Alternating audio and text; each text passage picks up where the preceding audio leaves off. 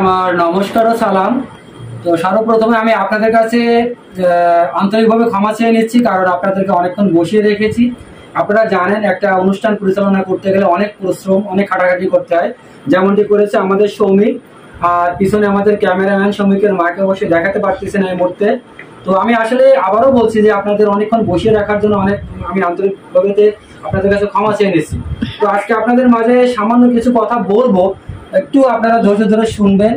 আসলে একটা পরিবারকে ভালো রাখার কেন্দ্র মূলে আমাদের কিছুটা ত্যাগ বা মহিমা থাকে। দেখেন, আমরা আজকে মাত্র এই পরিবারে মাত্র 3 জন। এখানে আমার কোনো গেস্ট বা আত্মীয় বা পরিজন আমি কাউকে কিন্তু আজকের আমার বাড়িতে আমি ডাকতে পারিনি। তো তারপরে দেখেন, আমরা এতটা আনন্দিত যে আমরা সবাই মিলে এই আজকে যে শ্রমিকের মা শ্রমিকের সৌমিক, ওরা মিলে আমার জন্য যে আয়োজনটা করেছে, আমি আসলে এই গর্বের জায়গাটা কোথায় রাখবো। সৌমিক, তুমি সারাদিন কি কি করেছো বাবার জন্য?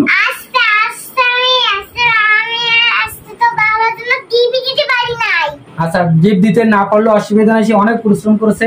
তার প্রমাণ দেখেন পিছনের দিকে, তারা যতটুকু আমার জন্য করেছে, আমি দ্যাটস হ্যাপি। আমি কি বলবো, আপনারা চাইলে এভাবে আপনাদের পরিবারকে একটু হলেও ভালো রাখবেন। প্রত্যেকের জায়গা থেকে ছোট ছোট বিষয়গুলো যদি আমরা একটু এভাবে পালন করে থাকি, দেখবেন যে তাহলে আসলে কি মন ভালো থাকে, একজন একজনের প্রতি আন্তরিকতা বেড়ে যায়। এভাবে একটা পরিবার সুখী হতে পারে।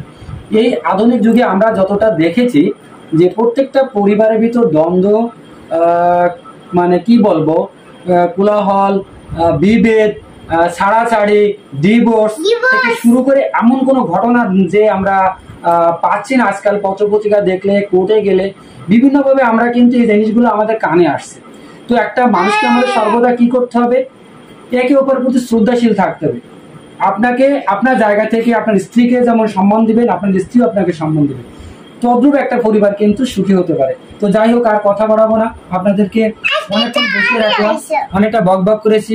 যদি আপনারা 5 জন আমার এই কথাগুলো শুনে থাকেন, অবশ্যই আপনারা এভাবে আপনাদের পরিবারকে ভালোবাসুন, তাহলে দেখবেন আপনারা অনেক ভালো থাকবেন, অনেক সুখে থাকতে পারবেন। টাকা পয়সাটা ম্যাটার করে না, মানুষের সুখটা কিন্তু অন্তরে, মানুষের সুখটা কিন্তু ঘরে।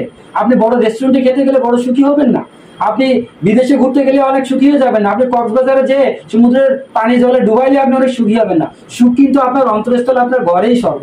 আপনি আপনার ঘরটাকে স্বর্গ বানান, বেহেশত বানান, তবেই আপনি সুখী থাকবেন। এটাই আমার চ্যালেঞ্জ। আপনারা এভাবে চলুন, ভালো থাকবেন, সবাইকে ভালো রাখুন। আর এই জন্মদিনে আমাদের জন্য ছোট্ট করে হলেও একটু ভালোবাসা রাখবেন, এই অনুরোধ রেখে আমি আমার সৌমিক আমার জন্মদিন থেকে আমরা বিদায় নিচ্ছি। Bye bye.